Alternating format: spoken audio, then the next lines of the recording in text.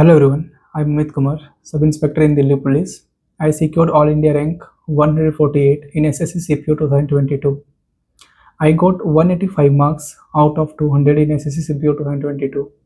I appeared 3 times in SSC and I cracked 3 exams of SSC. First, SSC CPO. Second, Delhi Police Head Constable Ministerial.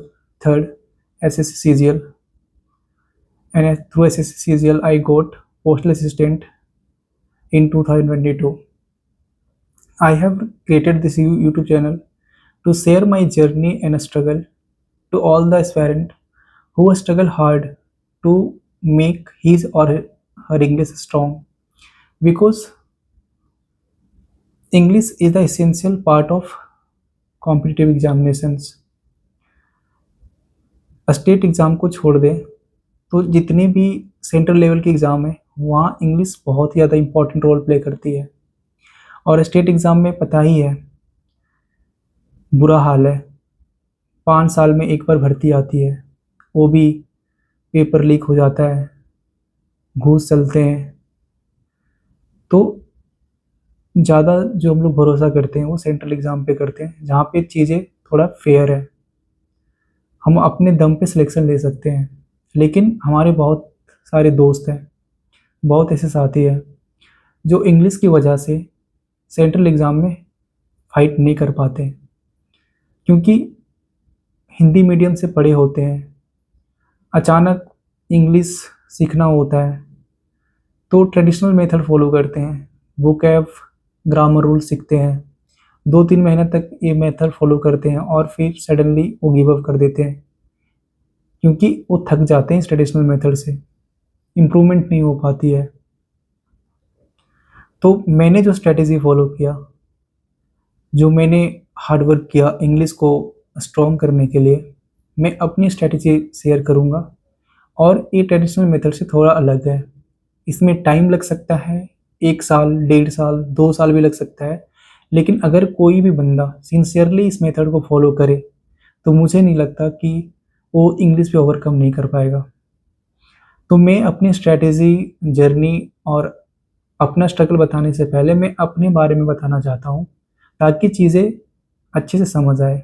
मैं झारखंड का कोडरमा जिला का रहने वाला हूँ। मैं 10th तक पढ़ाई हिंदी मीडियम से किया और 10th तक मुझे इंग्लिश में सिर्फ टेंस और वॉइस आता था, वो भी सिर्फ ग्रामर रूल्स आते थे। उसके अलावा मुझे इंग्लिश में कुछ नहीं आता था, वोकैब जीरो था, स्पेलिंग एरर्स भर भर के होते थे, प्रोनाउंसिएशन नहीं ठीक था। और जब मैं 10th पास किया तो इंटरमीडिएट में मैंने साइंस रखा, और मेरे स्टेट में साइंस इंग्लिश में ही पढ़ाई होती है, हिंदी में कोई ऐसी फैसिलिटी पढ़ाई करने की नहीं है। तो जब मैंने कोचिंग ज्वाइन किया तो वहाँ पे टीचर जो इंग्लिश में बताते हैं वो सिर्फ मैं नोट डाउन कर लेता और रट करके चीज़ें मैं करता, रट करके सुना देता। इवन अगर मुझे कोई आंसर लिखना हो तो उसे रट करके लिखता था। और इसी तरह से मैं इंटरमीडिएट पास किया रट करके। मुझे बेसिक चीज़ें पता नहीं था इंग्लिश में, WH वर्ड जो होता था, विच, वेयर, हु, कहाँ पे यूज होता है, कैसे यूज होता है, कुछ नहीं आता था। और ये सिलसिला ग्रेजुएशन के सेकेंड सेमेस्टर तक चला, सॉरी।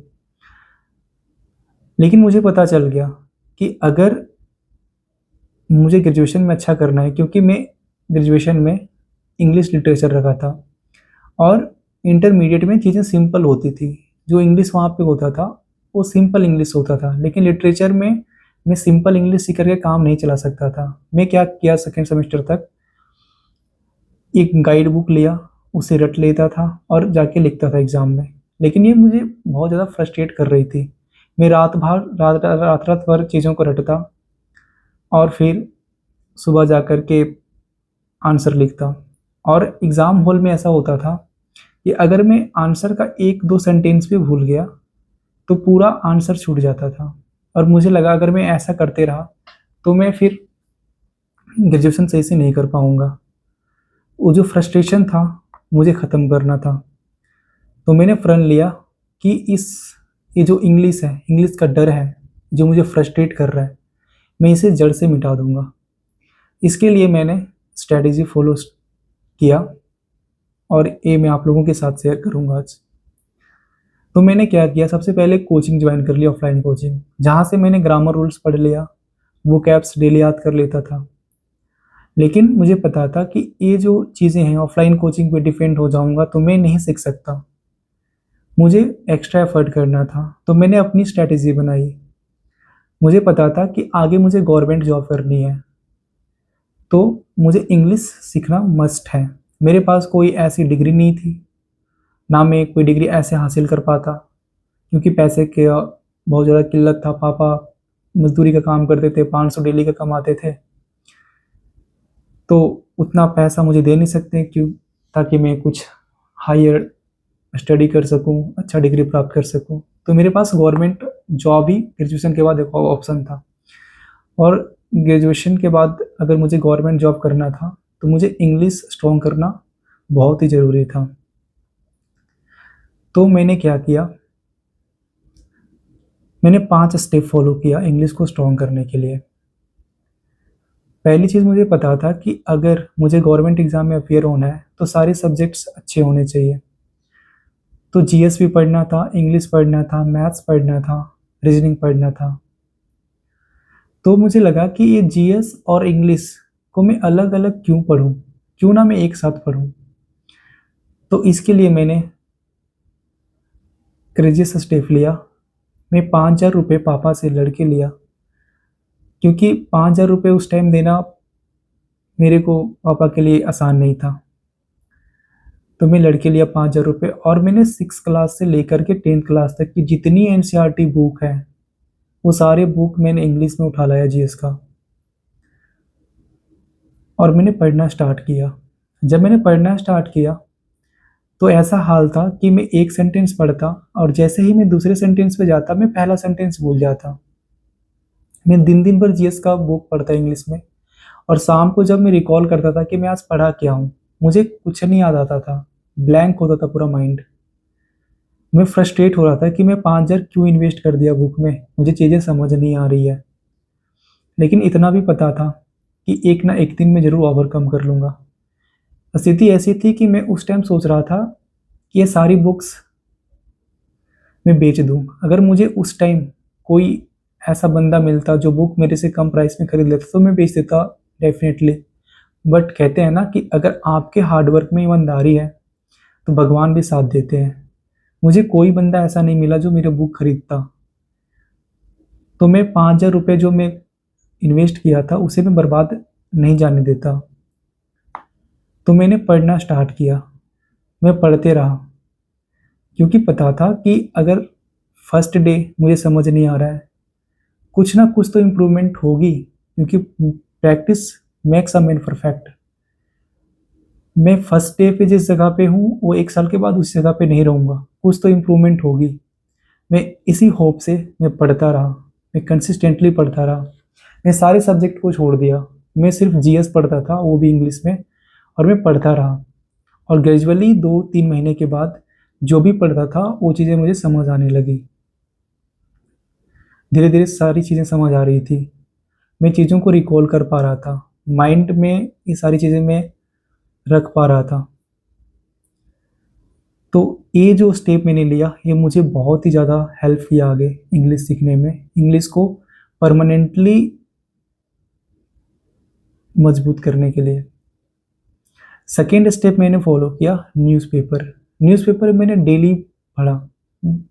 5 रुपये 6 रुपये का न्यूज़पेपर आता था, मैं डेली पढ़ता था। लोकल न्यूज़पेपर होता था, मैं डेली लेकर के पढ़ता था न्यूज़पेपर को। इससे क्या होता था कि जो भी ग्रामर रूल्स वोकैब मैं पढ़ता था कोचिंग में या खुद पढ़ता था, वो सारी चीज़ें मुझे न्यूज़पेपर में मिलता था देखने को। तो इससे मेरा ग्रामर रूल्स वहाँ से रिवीजन हो जाता था। जो वर्ड्स पढ़ रखा होता था वो सारे वर्ड्स जब न्यूज़पेपर में रिफ्लेक्ट करता था तो मैं रिकॉल कर पाता था। तो इस तरह से जो वर्ड्स और ग्रामर रूल्स था वो रिवीजन हो रहा था न्यूज़पेपर से। न्यूज़पेपर पढ़ने से मेरा नॉलेज बढ़ रहा था, मैं देश दुनिया के बारे में जान पा रहा था। इससे मेरा कंटेंट भी बढ़ रहा था, और ये जो कंटेंट मैं जो गेन कर रहा था, जो नॉलेज गेन कर रहा था, वो मुझे आगे हेल्प करता है। थर्ड स्टेप है लिसनिंग। लिसनिंग बहुत ही ज़रूरी है, आपको सुनना होगा चीज़ों को इंग्लिश में। मैं उस टाइम राज्यसभा न्यूज़ चैनल थी जो कि अब संसद टीवी हो चुकी है, उस पर 30 मिनट का न्यूज़ बुलेटिन आता था सुबह सुबह। तो मैं डेली सुनना करता था, क्योंकि मैं न्यूज़पेपर में जब पढ़ता था तो सेम चीज़ें मुझे सुनने को मिलता था, सेम वर्ड्स, सेम न्यूज़। तो जो पढ़ता था वही चीज़ को मैं सुनता भी था, तो इससे कनेक्शन बिठा पाता था और मेरा माइंड चीज़ों को रिकॉल कर पा रहा था कि जो मैं पढ़ा हूँ वही चीज़ मेरे सुनने को मिल रहा है, कैसे चीज़ों को प्रोनाउंस कर रहा है, कैसे ग्रामर रूल्स यूज़ कर रहा है स्पीकिंग में। तो यहाँ से मुझे बहुत हेल्प मिला। इसके साथ बहुत सारे ऐसे फेमस पर्सनालिटी हैं जिसके स्पीच बहुत ज़्यादा वायरल होते हैं, वो सारे स्पीचेस में सुनता था और स्पीच को मैं लिखता था और फिर मैं खुद से बोलने का भी प्रयास करता था। तो इस तरह करके इंग्लिश को मैंने स्ट्रॉन्ग किया। फोर्थ स्टेप है राइटिंग। राइटिंग बहुत ज़रूरी है और राइटिंग करने से पहले आपके पास नॉलेज होना चाहिए। हो सकता है नॉलेज नहीं भी हो तो आप दिन भर में क्या क्या किए, आपका दिनचर्या क्या रहा, वो सारी चीज़ें भी आप लिख सकते हो। यहाँ से स्टार्ट कर सकते हो आप। ऐसा नहीं कि नॉलेज नहीं होगा तुम लिख पाओगे, सिंपल चीज़ें भी लिखो, लेकिन लिखो इंग्लिश में। इससे आप जो भी वर्ड्स, जो भी रूल्स याद करते हो, वो सारी चीज़ें आप यूज़ करते हो ऑन रिटेन, और इस तरह हमारे सबकॉन्शियस माइंड में चीज़ें फिट हो जाती है, फिक्स हो जाती है। और मैं डेली लिखा करता। जब मैं शुरू में लिखना स्टार्ट किया था तो 4 लाइन लिख पाता था, 5 लाइन लिख पाता था, लेकिन ग्रेजुअली मैं 2-2 पेजेस लिखने लगा था। मुझे बहुत ज़्यादा कॉन्फिडेंट फील होने लगा था कि मैं हाँ कर सकता हूँ, चीज़ों को कर सकता हूँ।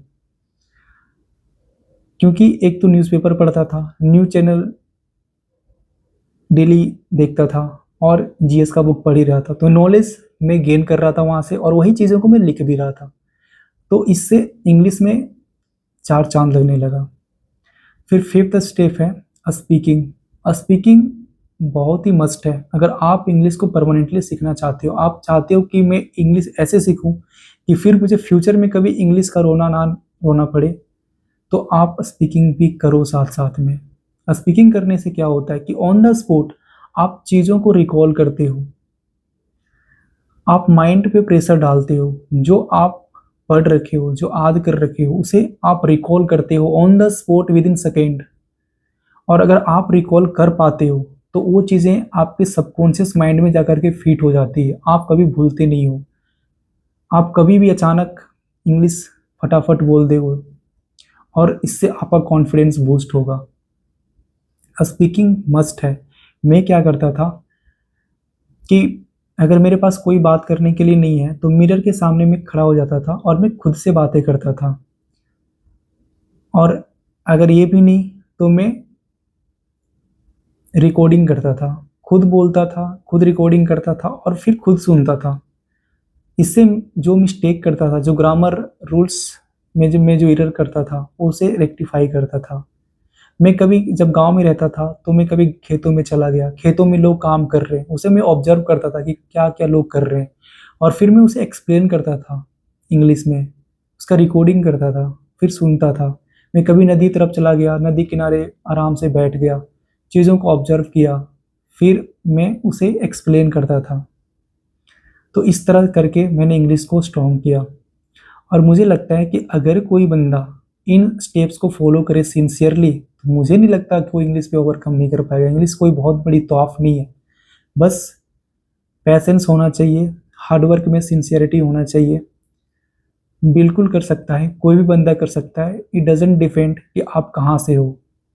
मैं भी एक रूरल बैकग्राउंड से रहा, इंग्लिश बहुत ज़्यादा वीक था, क्योंकि गांव में ऐसे टीचर नहीं मिले कभी।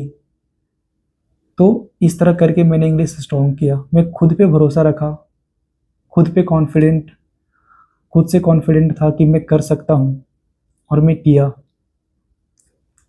तो आई होप ये जो मैंने स्टेप बताया आपको हेल्प करे, और नीडी वन को ये वीडियो ज़रूर शेयर करना जो स्ट्रगल कर रहे हैं इंग्लिश सीखने में। अगर मैं एक कोई को भी हेल्प कर पाऊँगा तो मेरे लिए सौभाग्य की बात होगी। तो friends, hard work sincerely, have patience, and share to needy one. I will be grateful. Jai Hind, Jai Bharat.